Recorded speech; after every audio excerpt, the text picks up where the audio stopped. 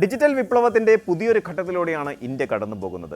Smart ഫോണുകളും അതിവേഗ ഇന്റർനെറ്റും ഓരോ പൗരന്റെയും ജീവിതത്തിന്റെ ഭാഗമായതോടെ വിവരങ്ങൾ അറിയുന്നതിനും വിനോദത്തിനുമുള്ള പ്രധാന സ്രോതസ്സായി ഡിജിറ്റൽ പ്ലാറ്റ്ഫോമുകൾ മാറി. എന്നാൽ ഈ വളർച്ചയ്ക്കൊപ്പം തന്നെ വലിയൊരു നയതന്ത്ര പോരാട്ടത്തിനും ഇന്ത്യൻ ഡിജിറ്റൽ മേഖല സാക്ഷ്യം വഹിക്കുകയാണ്. വൻകിട ഡിജിറ്റൽ പ്ലാറ്റ്ഫോമുകളും ഉള്ളടക്കം നിർമ്മിക്കുന്ന ക്രിയേറ്റർമാരും തമ്മിലുള്ള വരുമാന വിഹിതത്തെക്കുറിച്ചുള്ള തർക്കം ഇപ്പോൾ കേന്ദ്ര ഗവൺമെന്റിന്റെ നേരിട്ടുള്ള ഇടപെടലിലേക്ക് നീങ്ങുകയാണ്. 2026 ന്യൂഡൽഹിയിൽ നടന്ന ഡിജിറ്റൽ ന്യൂസ് പബ്ലിക്കേഷൻ അസോസിയേഷൻ കോൺക്ലേവിൽ കേന്ദ്ര IT മന്ത്രി അശ്വിനി വൈഷ്ണവ് നടത്തിയ പ്രസ്താവനകൾ ഈ മാറ്റത്തിന്റെ വ്യക്തമായ സൂചനയാണ് നൽകുന്നത്. ഡിജിറ്റൽ പ്ലാറ്റ്ഫോമുകൾ വെറുമൊരു മാധ്യമം മാത്രമല്ലെന്നും അവ പ്രസിദ്ധീകരിക്കുന്ന ഉള്ളടക്കത്തിന്റെ ഉത്തരവാദിത്തം ഏറ്റെടുക്കാൻ ബാധ്യസ്ഥരാണെന്നുമാണ് മന്ത്രിയുടെ കർശനമായ നിലപാട്.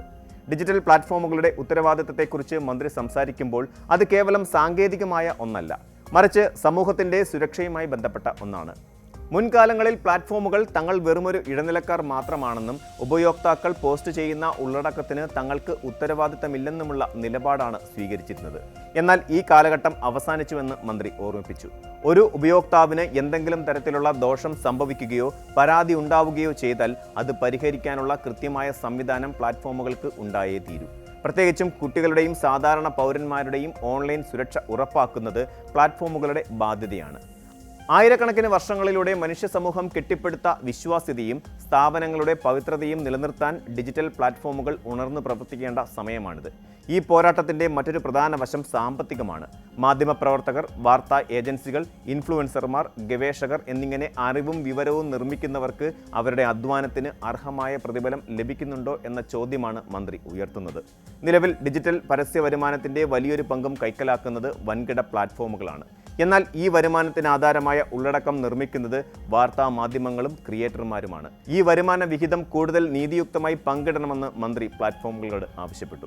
ഇതിനെ ഒരു ബൗദ്ധിക സ്വത്തവകാശം, അതായത് ഇന്റലക്ച്വൽ പ്രോപ്പർട്ടി പ്രശ്നമായാണ് അദ്ദേഹം കാണുന്നത്. ശാസ്ത്രം, സാങ്കേതികവിദ്യ, കല, സാഹിത്യം എന്നിവയുടെ വളർച്ച നിലനിൽക്കുന്നത് യഥാർത്ഥ ഉള്ളടക്കം നിർമ്മിക്കുന്നവർക്ക് ലഭിക്കുന്ന പ്രോത്സാഹനത്തിലാണ്. ക്രിയേറ്റർമാർക്ക് അർഹമായ പ്രതിഫലം ലഭിക്കാത്ത സാഹചര്യം തുടർന്നാൽ അത് സമൂഹത്തിന്റെ പുരോഗതിയെ തന്നെ തടസ്സപ്പെടുത്തും. വരുമാന വിഹിതത്തിന്റെ കാര്യത്തിൽ പ്ലാറ്റ്ഫോമുകൾ സ്വമേധയാ മാറ്റങ്ങൾ വരുത്താൻ തയ്യാറാകണമെന്നതാണ് കേന്ദ്ര സർക്കാരിന്റെ നിലപാട്. എന്നാൽ ഇതിന് തയ്യാറാകാത്ത പക്ഷം നിയമപരമായ നടപടികളിലേക്ക് കടക്കാൻ സർക്കാർ മടിക്കില്ലെന്ന മുന്നറിയിപ്പും മന്ത്രി നൽകി. ലോകത്തിന്റെ വിവിധ ഭാഗങ്ങളിൽ ഇതിനോടകം തന്നെ പ്ലാറ്റ്ഫോമുകളെ നിയന്ത്രിക്കാനുള്ള നിയമങ്ങൾ നിലവിൽ വന്നിട്ടുണ്ട്. ഓസ്ട്രേലിയയും കാനഡയും പോലുള്ള രാജ്യങ്ങൾ വാർത്താ മാധ്യമങ്ങൾക്ക് പ്ലാറ്റ്ഫോമുകൾ പണം നൽകണമെന്ന് വ്യവസ്ഥ ചെയ്യുന്ന നിയമങ്ങൾ നടപ്പിലാക്കി കഴിഞ്ഞു. ഇന്ത്യയിലും സമാനമായ ഒരു നിയമനിർമ്മാണത്തിനുള്ള സാധ്യതയിലേക്കാണ് മന്ത്രി വിരൽ ചൂണ്ടുന്നത്. പ്ലാറ്റ്ഫോമുകളുടെ ലാഭക്കൊതിക്ക് മുന്നിൽ വാർത്താ മാധ്യമങ്ങളുടെയും സ്വതന്ത്ര ക്രിയേറ്റർമാരുടെയും നിലനിൽപ്പ് അപകടത്തിലാകാൻ അനുവദിക്കില്ലെന്ന ദൃഢനിശ്ചയമാണ് മന്ത്രിയുടെ വാക്കുകളിൽ പ്രതിഫലിക്കുന്നത്. ആർട്ടിഫിഷ്യൽ ഇന്റലിജൻസിന്റെ കടന്നുകയറ്റമാണ് ഡിജിറ്റൽ ലോകം നേരിടുന്ന ഏറ്റവും പുതിയ വെല്ലുവിളി.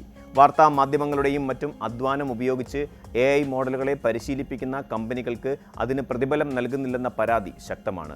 ഓപ്പൺ AI പോലെയുള്ള കമ്പനികൾക്കെതിരെ ഇന്ത്യൻ മാധ്യമങ്ങൾ നിയമ പോരാട്ടത്തിന് ഇറങ്ങിയത് ഇതിന്റെ ഭാഗമായാണ്. അനുവാദമില്ലാത്ത പകർപ്പവകാശമുള്ള വിവരങ്ങൾ AI മോഡലുകൾക്കായി ഉപയോഗിക്കുന്നത് നീതീകരിക്കാനാവില്ല. ഇതിനു പുറമെ വ്യാജ വാർത്തകളും AI നിർമ്മിത ഉള്ളടക്കങ്ങളും സാധാരണക്കാരെ തെറ്റിദ്ധരിപ്പിക്കാനുള്ള സാധ്യതയും വലുതാണ്. ഈ സാഹചര്യത്തിലാണ് 2021 IT നിയമങ്ങളിൽ കേന്ദ്ര സർക്കാർ ഭേദഗതികൾ കൊണ്ടുവരുന്നത്. സിന്തറ്റിക്കായി നിർമ്മിച്ച വിവരങ്ങൾ എന്നതിന് കൃത്യമായ നിർവചനം സർക്കാർ നൽകിയിട്ടുണ്ട്. AI ഉപയോഗിച്ച് മാറ്റം വരുത്തിയ ചിത്രങ്ങളോ വീഡിയോകളോ ശബ്ദമോ ആണെങ്കിൽ അത് ഉപയോക്താക്കൾക്ക് എളുപ്പത്തിൽ തിരിച്ചറിയത്തക്ക രീതിയിൽ ലേബൽ ചെയ്യണമെന്ന് പ്ലാറ്റ്ഫോമുകൾക്ക് നിർദ്ദേശം നൽകി കഴിഞ്ഞു. ഇന്ത്യയുടെ സർഗാത്മക സമ്പദ് വ്യവസ്ഥയെ, അതായത് ഓറഞ്ച് ഇക്കണോമിയെ വളർത്തുക എന്ന ലക്ഷ്യത്തോടെ വലിയ പദ്ധതികളാണ് സർക്കാർ ആവിഷ്കരിക്കുന്നത്.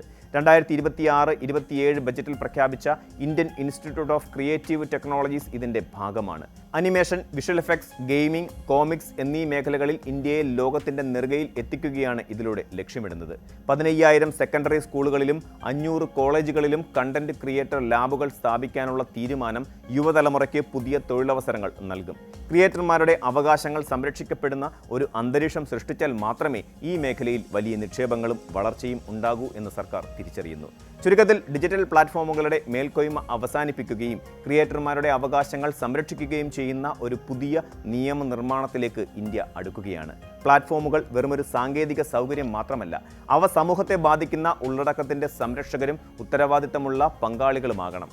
വായനക്കാരും പ്രേക്ഷകരും നൽകുന്ന വിശ്വാസമാണ് ഓരോ മാധ്യമ സ്ഥാപനത്തിൻ്റെയും ക്രിയേറ്റർമാരുടെയും മൂല്യം.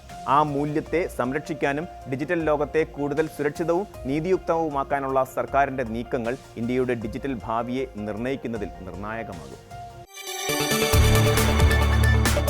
കൂടുതൽ വാർത്തകൾക്ക് news 18 Keralam YouTube channel subscribe ചെയ്യുക.